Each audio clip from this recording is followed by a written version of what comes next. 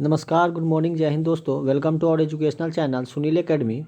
आप लोगों का बहुत बहुत स्वागत है। दोस्तों, आज के इस वीडियो में हम बिहार विश्वविद्यालय परीक्षा समिति द्वारा जो नोटिफिकेशन जारी किया गया है स्टेट के संबंध में, इसके बारे में जानकारी प्राप्त करेंगे। तो दोस्तों देखिए, माध्यमिक शिक्षा पात्रता परीक्षा स्टेट 2023 के आयोजन के उक्त परीक्षा में शामिल होने हेतु आवेदन पत्र भरे जाने के संबंध में इच्छुक अभ्यर्थी के लिए आवश्यक सूचना जारी किया गया है।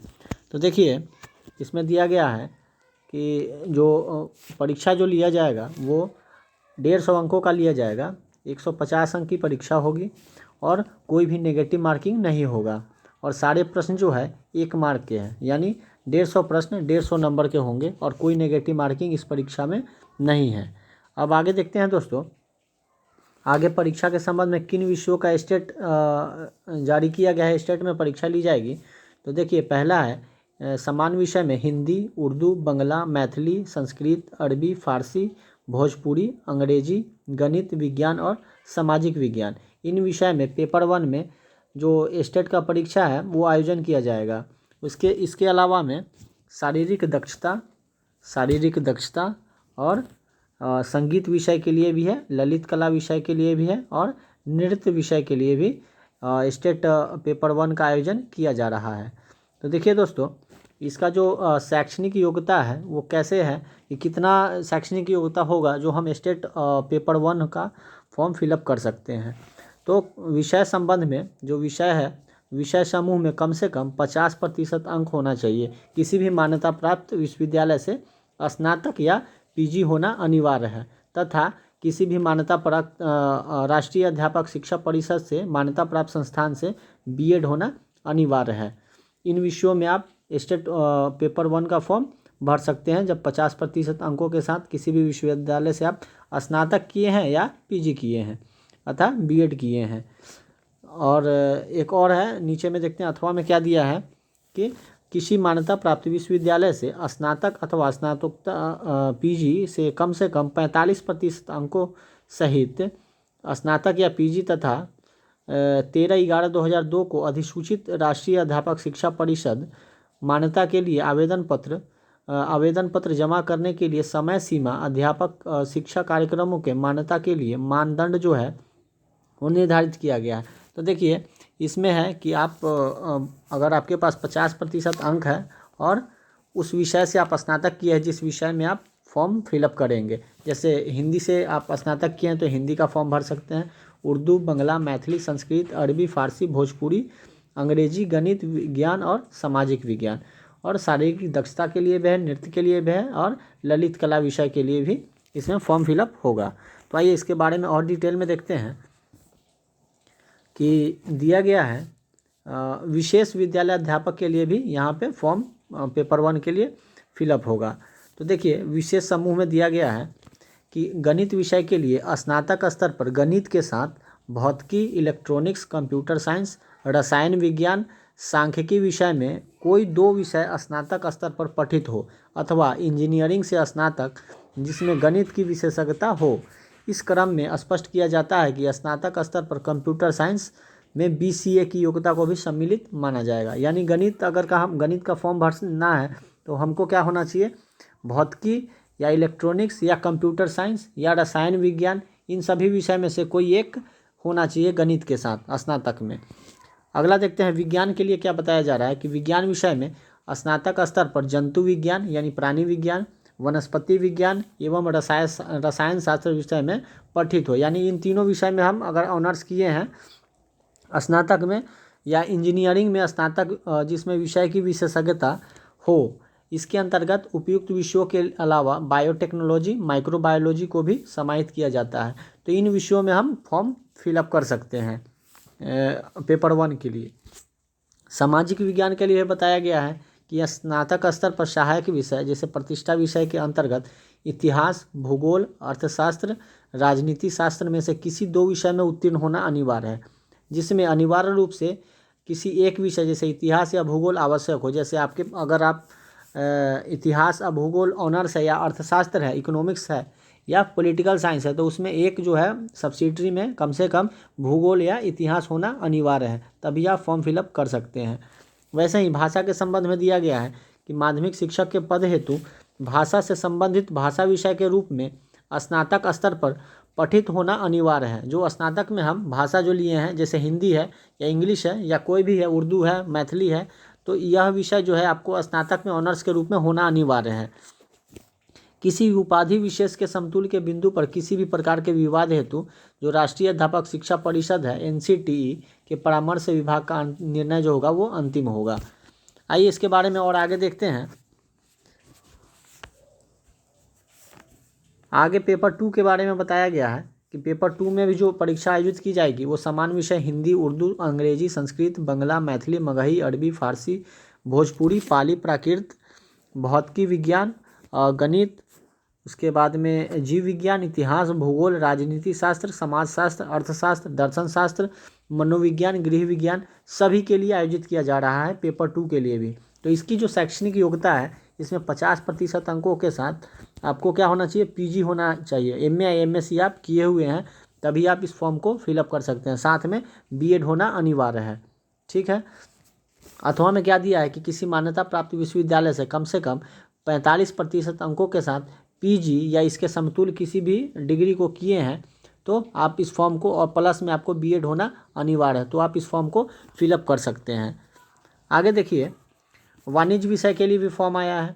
वाणिज्य विषय वाले भी पेपर 2 के लिए फॉर्म भर सकते हैं। वाणिज्य विषय में कम से कम 50% अंकों के साथ किसी भी मान्यता प्राप्त विश्वविद्यालय से PG उत्तीर्ण होना जरूरी है, ठीक है, यानी M.Com होना जरूरी है। कंप्यूटर साइंस वाले के लिए भी आया है। कंप्यूटर साइंस विषय के लिए न्यूनतम 50% अंकों के साथ निम्न विषय में समूह में मान्यता प्राप्त विश्वविद्यालय संस्थान से प्राप्त उपाधि, जैसे DOEA डोएक सोसाइटी जो होता है DOEA पहले जो इस नीलेट था उसको बाद में डोएक सोसाइटी बना दिया। इससे आप A लेवल किए हुए हैं और उसके साथ में PG आप किए हुए हैं तो आप कंप्यूटर साइंस के फॉर्म को भर सकते हैं, इसके लिए आप एलिजिबल है। आइए आगे देखते हैं। कृषि विज्ञान के लिए भी आया है, संगीत विषय के लिए भी आया हुआ है। तो इसका भी वही है कि न्यूनतम 50% अंकों के साथ निम्न विषय में समूह में मान्यता प्राप्त विश्वविद्यालय के साथ कृषि या उद्यान में स्नातक तथा agronomy, plant breeding and genetics, entomology, plant pathology, seed science and technology, soil science, horticulture में किसी भी विषय में आपको PG होना अनिवार्य है। मान्यता प्राप्त संस्थान के संदर्भ में किसी प्रकार का विवाद अगर होता है तो वह जो प्रशासनिक विभाग होगा उसका ही निर्णय जो होगा अंतिम होगा। आगे देखिए, सब्जेक्ट के विषय में दिया गया है कि फिजिक्स जो है subject as post graduate level, physics, electronic, applied physics, nuclear physics, chemistry, biochemistry. अगर इन दोनों में से तो आप केमिस्ट्री के लिए फॉर्म भर सकते हैं। इकोनॉमिक्स के लिए इकोनॉमिक्स हो, अप्लाइड इकोनॉमिक्स हो, बिजनेस इकोनॉमिक्स हो तो आप इकोनॉमिक्स का फॉर्म इसके विषय में फॉर्म भर सकते हैं पेपर 2 के लिए। आगे देखिए दोस्तों, आगे बताया गया है कि जो प्रश्न पैटर्न जो होगा वो 100 अंक का होगा। जो दोनों विषय में प्रश्न पैटर्न जो है 150 अंकों का होगा। 150 अंकों का प्रश्न पैटर्न है और इसमें 100 अंकों का होगा जो आपके विषय से संबंधित विषय से पूछे जाएंगे।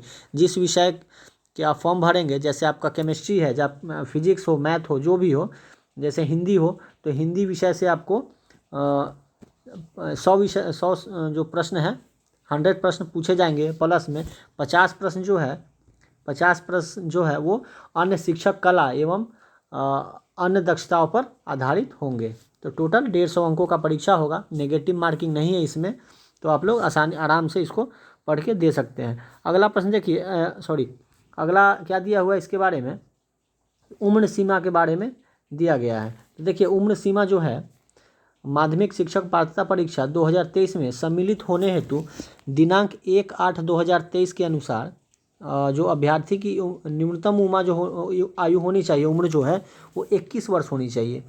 अगर वो 21 वर्ष से कम है तो वो फॉर्म फिलअप नहीं कर सकता है। कम से कम मिनिमम आयु जो है 21 वर्ष होना चाहिए। और इसके बारे में और आगे दिया गया है, देखिए कि जो जनरल वाले कैंडिडेट हैं तो उनके लिए उम्र आयु सीमा जो है 37 वर्ष तक बताई गई है। यानी आप 37 वर्ष तक हैं तो इस फॉर्म को आप फिलअप कर सकते हैं, उससे अधिक है तो नहीं कर सकते हैं। अनारक्षित महिला के लिए यानी जनरल महिला के लिए 40 वर्ष है। पिछड़ा यानी OBC पुरुष या महिला के लिए 40 वर्ष है। अति पिछड़ा पुरुष महिला है उसके लिए भी 40 वर्ष है अधिकतम आयु। अनुसूचित जाति जनजाति पुरुष महिला के लिए 42 वर्ष है और अनुसूचित जनजाति पुरुष या महिला के लिए 42 वर्ष दिया गया है। तो उम्र सीमा आप लोग देख लीजिए कि आप किस कैटेगरी के आते हैं, किस कैटेगरी में। तो जनरल वाले हैं तो 37 वर्ष उम्र सीमा बताई गई है, कम से कम मिनिमम जो है 21 वर्ष, और बाकी लोगों के लिए 40 वर्ष है और 42 वर्ष है। आगे देखिए आगे क्या दिया हुआ कि जो भी अगर कैंडिडेट जो है भूतपूर्व सैनिक है या दिव्यांग है उनके लिए 10 वर्षों की छूट दी जाएगी, यानी वो लोग हैं तो उनके लिए 10 वर्ष की और इसमें छूट दिया जाएगा। आगे देखिए आगे क्या दिया हुआ इसमें, देखिए स्टेट पेपर 1 के विषय में दिया गया है। स्टेट पेपर 1 के विषय में हिंदी, अंग्रेजी, गणित, विज्ञान, सामाजिक विज्ञान, संस्कृत एवं उर्दू तथा स्टेट पेपर 2 के विषय में अंग्रेजी, गणित, भौतिकी विज्ञान, भौतिकी, रसायन शास्त्र, प्राणी शास्त्र, वनस्पति शास्त्र, कंप्यूटर साइंस, मैथिली एवं वाणिज्य के पात्रता जो परीक्षा है वो 2019 एवं 2022 में आयोजित की गई है। देखिए 2019 में तो की गई है, लेकिन 2022 में कब आयोजित की गई है, ये तो ऐसे ही मतलब इसमें भर दिया गया कि 2022 में इस विषय की परीक्षा हुई ही नहीं है, 2019 में हुई थी। तो ये पागल बनाया जा रहा है कि 2022 में आयोजित की गई है, 2019 में हुई थी, 2022 में आयोजित नहीं की गई है। आगे देखिए कि इसलिए इन विषयों के अभ्यर्थियों को अधिकतम आयु सीमा में छूट दे नहीं होगा। बोला कि इसलिए इसमें अधिकतम आयु सीमा जो है उसमें छूट नहीं दिया जाए, क्योंकि इसका आयोजन पहले भी हुआ है, इसलिए बताइए। आगे देखिए कि आगे क्या दिया है कि समय से क्या मतलब उत्तीर्ण अगर हम कितना नंबर लाते हैं तो हम पास कर जाएंगे इस परीक्षा को, स्टेट परीक्षा को। तो सामान्य के लिए 50% अंक लाना अनिवार्य है, यानी 150 नंबर का प्रश्न है तो आपको 75 नंबर लाना अनिवार्य है। 75 नंबर लाते हैं तो आप स्टेट क्वालिफाई हो जाइएगा, ठीक है। और पिछड़ा वर्ग के लिए 45.5%, यानी लगभग 67-68 नंबर के आसपास अगर लाते हैं आप तो आप इस परीक्षा को पास कर जाइएगा, पिछड़ा वर्ग जो है। और अत्यंत पिछड़ा वर्ग के लिए 42.5% है अंक है, लाना अनिवार्य है। अनुसूचित जनजाति या अनुसूचित जाति के लिए 40%, यानी 60 नंबर लाना है। दिव्यांग और महिला के लिए भी 60 नंबर लाते हैं तो आप स्टेट क्वालिफाई हैं, ठीक है। महिला में सभी महिला के लिए दिया गया है कि 40%, यानी 60 नंबर आप लाते हैं तो पास कर जाइएगा। बताइए आगे है प्रमाण पत्र। प्रमाण पत्र क्या कहता है कि माध्यमिक शिक्षक पात्रता परीक्षा 2023 में पेपर 1 एवं पेपर 2 में उत्तीर्ण सभी अभ्यर्थियों को उत्तीर्णता प्रमाण पत्र निर्गत किया जाएगा, यानी जो भी पास करेंगे उनको सभी को क्या किया जाए, प्रमाण पत्र दिया जाएगा जो लाइफ टाइम वैलिड रहेगा, जो लाइफ टाइम है वो वैलिड रहेगा। देखिए यहाँ दिया गया है कि लाइफ टाइम, अगर एक बार पास कर जाते हैं आप स्टेट तो ये लाइफ टाइम वैलिड है। अब देखिए कि परीक्षा शुल्क कितना लग रहा है। परीक्षा शुल्क जो लग रहा है सामान्य और आर्थिक रूप से कमज़ोर यानी EWS लोगों के लिए या पिछड़ा वर्ग अत्यंत पिछड़ा वर्ग लोगों के लिए अगर पेपर 1 भरते हैं तो 960 रुपया, और दोनों पेपर भरते हैं तो 1440 रुपया लगेगा। और वही अनुसूचित जाति, अनुसूचित जनजाति या दिव्यांग है तो पेपर 1 भरते हैं तो 760 रुपया लगेगा, और दोनों विषय यानी पेपर 1 और पेपर 2 दोनों के लिए भरते हैं तो 1140 रुपया आपको देना पड़ेगा। अगला देखिए अगला क्या है कि नॉर्मलाइजेशन इसमें अपनाया जाएगा इस परीक्षा में कि एक तो कंप्यूटर बेस्ड परीक्षा होगा, क्योंकि विद्यार्थी ज़्यादा होंगे तो कंप्यूटर बेस्ड परीक्षा लिया जाएगा। तो एक से अधिक शिफ्टों में परीक्षा लिया जाएगा, अगर एक से अधिक शिफ्टों में परीक्षा लिया जाएगा तो इसमें नॉर्मलाइजेशन प्रक्रिया जो है वो अपनाया जाएगा, क्योंकि किसी जो शिफ्ट में है वो लेवल हाई हो जाता है और किसी में लेवल लो हो जाता है, तो दोनों को मिलाने के लिए नॉर्मलाइजेशन प्रक्रिया अपनाया जाएगा। अब देखिए इसमें क्या बताया गया है कि अगर किसी व्यक्ति का यानी सामान्य कोई कैंडिडेट है उसको 76 नंबर आता है, 76 नंबर आने के बाद अगर नॉर्मलाइजेशन प्रक्रिया अपनाई जाएगी तो अगर उसका नॉर्मलाइजेशन में अगर 74.5 हो जाता है नंबर नॉर्मलाइजेशन अपनाने के बाद, तो ये इसको अनुत्तीर्ण घोषित कर दिया जाएगा। ये परीक्षा में जो है इनको पास नहीं किया जाएगा, इनको प्रमाण पत्र निर्गत नहीं किया जाएगा। तो ये चीज़ ध्यान रखिएगा कि यहाँ नेगेटिव मार्किंग तो है नहीं, लेकिन जितने ज़्यादा आप प्रश्न बनाइएगा तो उसमें जो है देखिए इसके बारे में दिया गया है कि में दिया गया है कि किसी सामान्य श्रेणी के अभ्यर्थी का 150 अंक की परीक्षा में अगर स्कोर 76 है तथा नॉर्मलाइजेशन प्रक्रिया के उपरांत उसका नॉर्मलाइजेशन स्कोर 74.90 भी आ जाता है तो निर्धारित उत्तीर्णांक 150 का 50% 75 प्राप्त नहीं करने के कारण अभ्यर्थी का रिजल्ट अनुत्तीर्ण घोषित किया जाएगा। समझ रहे हैं ना। और घ में क्या दिया गया, घ में देख लीजिए कि यद्यपि कि ये परीक्षा में गलत उत्तर है तो नेगेटिव मार्किंग का प्रावधान नहीं है, किंतु नॉर्मलाइजेशन की प्रक्रिया में अपेक्षाकृत अधिक प्रश्नों के गलत उत्तर दिए जाने के कारण नॉर्मलाइजेशन जो स्कोर होता है उसको ऋणात्मक प्रभाव आ सकता है। यानी नॉर्मलाइजेशन प्रक्रिया में क्या होता है कि अगर हम ज़्यादा प्रश्न पूरा 150 में 150 बना दिया और ज़्यादा प्रश्न गलती हुआ तो उसमें क्या होता है कि नंबर जो है घट जाता है। अगर कम गलती रहता है तो नंबर बढ़ जाता है, लेकिन ज़्यादा गलती होने के बाद नंबर नीचे आ जाता है, डाउन हो जाता है। तो इसके बारे में दिया गया है। अब देखिए आगे दिया गया है कि प्रवेश परीक्षा की अवधि जो CBT जो आयोजन किया जाएगा, आयोजित माध्यमिक शिक्षक पात्रता परीक्षा स्टेट 2023 की अवधि जो होगी 150 मिनट यानी 2.5 घंटे की होगी। ऑनलाइन परीक्षा आवेदन पत्र भरने की तिथि जो है वो 9/8 यानी आज ही शाम के 4:30 बजे से 23/8 यानी 23 तारीख तक शाम तक स्वीकार किए जाएंगे। आज शाम 4:30 बजे से लेकर 23 तारीख तक शाम तक ये जो फॉर्म है वो स्वीकार किए जाएंगे। अब परीक्षा प्रश्न भरने के संबंध में क्या दिया गया है देख लेते हैं। देखिए कि परीक्षा आवेदन पत्र भरने की विधि जो है अभ्यर्थी समिति के वेबसाइट जो है BACBState.com पे जाकर क्लिक करना होगा। क्लिक करने के बाद सेकेंडरी टीचर एलिजिबिलिटी टेस्ट यानी स्टेट 2023 का लिंक खुलेगा जिस पर अभ्यर्थी अपना आवेदन कर सकते हैं। ऑनलाइन आवेदन भरने के पूर्व आवेदक जो है सुनिश्चित हो ले कि उनके पास अपना ईमेल आईडी और अपना मोबाइल नंबर मौजूद होना चाहिए। अभ्यर्थी अपना ईमेल आईडी एवं मोबाइल नंबर अंतिम परीक्षा फल प्रकाशित होने तक सुरक्षित रखेंगे। अब देखिए ये फॉर्म भरने के संबंध में दिया गया है कि क्या करना है कि परीक्षा आवेदन पत्र समिति के वेबसाइट पर भरने की विस्तृत विधि दिया गया है कि वेबसाइट जैसे BACBState.com पे आवेदन की प्रक्रिया 3 चरण में पूर्ण होगी। पहले जो होगा रजिस्ट्रेशन होगा यानी पंजीकरण होगा, उसके बाद क्या करना है पेमेंट होगा। यानी देखिए पहले रजिस्ट्रेशन होने के बाद पेमेंट करवा ले रहा है, पेमेंट भरना होगा, उसके बाद तब फॉर्म को भरना होगा। यानी पहले पंजीकरण होगा, रजिस्ट्रेशन होगा, फिर पेमेंट होगा, उसके बाद फॉर्म भराया जाएगा। तो देखिए इसमें थोड़ा और डिटेल में देख लेते हैं कि पंजीकरण प्रथम बार में अभ्यर्थी जो है रजिस्टर्ड करेंगे अपना नाम और उसके बाद में जो भी उसमें पूछता है डिटेल वो हम भरेंगे और इसके बाद सबमिट करेंगे। सबमिट करने के पश्चात आवेदक के जो मोबाइल नंबर है उसके SMS आएगा और ईमेल आईडी पे आवेदन संख्या जो यूजर आईडी है और पासवर्ड भेजा जाएगा, जिसका उपयोग कर भुगतान करने के लिए उसको लॉगिन करेंगे। लॉगिन करने के उपरांत मेक पेमेंट का ऑप्शन खुल जाएगा और उसको पेमेंट करेंगे किसी भी जैसे डेबिट कार्ड, क्रेडिट कार्ड या नेट बैंकिंग किसी भी UPI के माध्यम से उस पर पेमेंट करेंगे। इसके अलावा किसी अन्य माध्यम से परीक्षा शुल्क का भुगतान नहीं किया जाएगा। आगे देखिए कि जब ये हो जाएगा पेमेंट हो जाएगा उसके बाद क्या फॉर्म भरना है। आवेदक के मोबाइल एवं ईमेल पर उपलब्ध कराए गए आवेदन संख्या एवं पासवर्ड के सहयोग से पोर्टल के मुख्य पेज पर लॉगिन करने पर आवेदन पत्र का पेज खुल जाएगा। आवेदन पत्र में कुछ बॉक्स पूर्व से भरे होंगे, जो हम रजिस्ट्रेशन किए थे उस समय कुछ चीज़ भरे थे, जैसे नाम होगा, फादर नेम होगा, ये सब होगा, तो पहले से कुछ भरा होगा। उसके बाद आपको व्यक्तिगत एवं शैक्षणिक जो है विवरण भरना है और रंगीन फ़ोटो भरना है जो 20 KB से 50 KB के बीच में रहना चाहिए। 50 KB से ज़्यादा नहीं होना चाहिए, उसको कम ही होना चाहिए। और जो है उसका जो बैकग्राउंड होना चाहिए वो सफ़ेद होना चाहिए, हल्के रंग का जो कोई भी कलर का होना चाहिए। और क्या है कि हस्ताक्षर करके स्कैन किया हुआ 10 से 30 KB का होना चाहिए। जो भी अपना सिग्नेचर हो वो भी अपलोड करना है।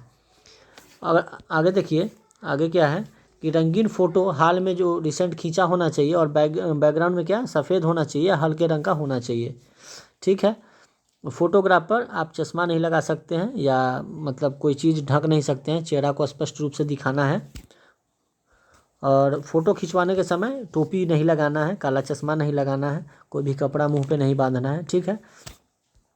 अब प्रमाण पत्र क्या अपलोड करने होंगे, देखिए मैट्रिक का बता रहा है कि मैट्रिक का प्रमाण पत्र एवं अंक पत्र, इंटर का प्रमाण पत्र एवं अंक पत्र, स्नातक यानी ग्रेजुएशन का प्रमाण पत्र एवं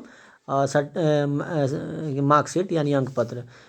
पीजी अगर है तो पीजी का भरिएगा, क्योंकि सेकंड पेपर आप भर रहे हैं, तो पीजी और उसका मार्कशीट। और बीएड का बता रहा है कि बीएड का प्रमाण पत्र एवं अंक पत्र, यानी आप अगर मार्कशीट है और बीएड का जो प्रमाण पत्र है वो भर सकते हैं, और जो मार्कशीट है वो डालिएगा। अन्य शिक्षण योग्यता अगर हो तो वो डाल सकते हैं।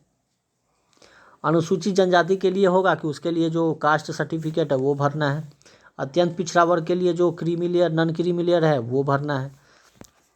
उसके बाद में देखिए महिला के लिए एक चीज़ इम्पोर्टेंट दिया हुआ है कि आरक्षण का दावा करने वाली जो विवाहित महिला है कि वो क्रीमी लेयर जो बनवाएगी वो प्रमाण उनके पिता के नाम से होना चाहिए, न कि पति के नाम से। पिता के नाम एवं पता से निर्गत होना चाहिए, उनके पति के नाम से, उनके पति के न कि उनके पति के नाम से, यानी उनके पति के नाम से नहीं होना चाहिए, पिता के नाम से ही वो नॉन क्रीमी लेयर जो है वो बनवाएंगी। आगे देखिए दिव्यांगता के बारे में भी वही है, उनका जो दिव्यांगता का सर्टिफिकेट है वो डालना है। भूतपूर्व सैनिक के लिए भी वही है, प्रमाण पत्र है तो वो डालना है। उसके बाद क्या करेंगे, भरने के बाद व्यू बटन को क्लिक करेंगे, फिर से उसको चेक कर लेंगे। उसके बाद अगर कुछ गलती है तो उसको एडिट करके ठीक करेंगे। उसके बाद सेव बटन करके उसको अपलोड कर देंगे। अब क्या बताया गया है कि अभ्यर्थी का यूजर आईडी जो है पासवर्ड अभ्यर्थी भविष्य के लिए सुरक्षित रख लेंगे और इसकी गोपनीयता बनाए रखेंगे। जो पासवर्ड आईडी मिलेगा उसको ठीक से रखना है। और क्या आगे है कि सभी विद्यार्थियों को निर्देश दिया जाता है कि ऑनलाइन परीक्षा आवेदन पत्र है एवं परीक्षा शुल्क जमा करने के बाद भरे गए परीक्षा आवेदन पत्र को पुनः एक बार ध्यानपूर्वक जांच लेना है फॉर्म भरते समय। उसके बाद लास्ट में क्या करना है कि सबमिट कर देना है, क्योंकि सुधार के लिए आपको समय नहीं देगा, इसलिए आप एक बार में ही फॉर्म भरेंगे और उसको ध्यान से देखेंगे और तब सबमिट करेंगे उसको। ऑनलाइन के अलावा किसी भी अन्य माध्यम से ऑनलाइन को आवेदन को स्वीकार नहीं किया जाएगा। अब देखिए आवश्यक क्या दिया है कि यह आवश्यक है कि ऑनलाइन परीक्षा आवेदन पत्र स्वयं के द्वारा भरा जाए। अगर आप किसी से भरवाते हैं, अगर कोई बॉक्स खाली रह जाता है, अगर छूट जाता है तो उसको क्या करता है, रद्द कर दिया जाएगा आवेदन को। अगला है कि ऑनलाइन आवेदन में भरे गए विवरण जो है वो अपलोड किएगा, अभिलेख गलत पाए जाने पर भी रद्द कर दिया जाएगा। और जो है घोषणा पत्र पर जो है आवेदन पत्र पर हस्ताक्षर जो है अंग्रेजी के बड़े लेटर में नहीं करना है, अंग्रेजी के बड़े लेटर में सिग्नेचर नहीं करना है। आगे क्या दिया है 21 नंबर में कि आवेदन पत्र भरते समय जो हार्ड कॉपी है जो उसका रख लेंगे अपने पास निकालवा के। जो अगर कहीं साइबर से आप भरवाते हैं फॉर्म तो जो हार्ड कॉपी निकाल के देगा फॉर्म भरने का वो आप रख लेंगे भविष्य के लिए। इस परीक्षा में संबंधित किसी भी प्रकार की सूचना से अधिकार अधिनियम 2005 के अंतर्गत परीक्षा प्रकाशन की तिथि से 30 दिनों तक ही प्राप्त किया जा सकेगा। और बाकी सब यही है। BSEB पे फॉर्म आज शाम 4:30 बजे से फॉर्म फिलअप होगा, 4:30 बजे से, और 23 तारीख तक ये फॉर्म फिलअप होगा, यानी भराएगा फॉर्म। आगे देखिए आगे क्या दिए गए, बस इतना ही है। हाँ अब ये एक चीज़ और है कि इसमें अपीयरिंग वाले इस बार जो आप एग्ज़ाम दिए हैं बीएड का, वो अपीयरिंग वाले इसमें फॉर्म भर सकते हैं कि नहीं। तो अभी तक तो इसमें कोई जानकारी नहीं दी गई है कि अपीयरिंग वाले भी आप फॉर्म भर सकते हैं। तो इसलिए आगे अगर ऐसे सूचना आती है कि अपीयरिंग वाले को भी इसमें वैलिड माना जा रहा है, फॉर्म भरने दिया जा रहा है, तो हम आपको यह जानकारी ज़रूर उपलब्ध कराएंगे। लेकिन अभी जो फ़िलहाल है ऐसा कुछ इसमें दिया गया नहीं है, तो अपीयरिंग वाले इसमें फॉर्म अभी भर नहीं सकते हैं। और एक चीज़ और है कि भारत का ना, यानी भारत में कहीं के लोग भी, कहीं के अभ्यर्थी इस फॉर्म को भर सकते हैं, ना कि बस बिहार के ही। इसमें दिया गया है कि भारत के लोग होना चाहिए, भारत के व्यक्ति होना चाहिए, अभ्यर्थी होना चाहिए, किसी भी राज्य के होना चाहिए, वो आप इसका फॉर्म भर सकते हैं। ठीक है, इतना चीज़ आपको आज शाम 4:30 बजे से फॉर्म फिलअप होगा और 23 तारीख के शाम तक ये फॉर्म भराएगा। आप लोग इसी में देख लीजिएगा अपना अर्हता जो है, आपका क्वालिफ़िकेशन क्या है, आप पेपर 1 के लिए एलिजिबल है या पेपर 2 के लिए भी। अगर आप पीजी किए हुए हैं तो आप पेपर 2 के लिए भी एलिजिबल है, तो आप लोग फॉर्म भर दीजिएगा। तब तक आज के लिए इतना ही, मिलते हैं फिर अगले वीडियो में। चैनल को सब्सक्राइब कीजिए, लाइक कीजिए। नमस्कार।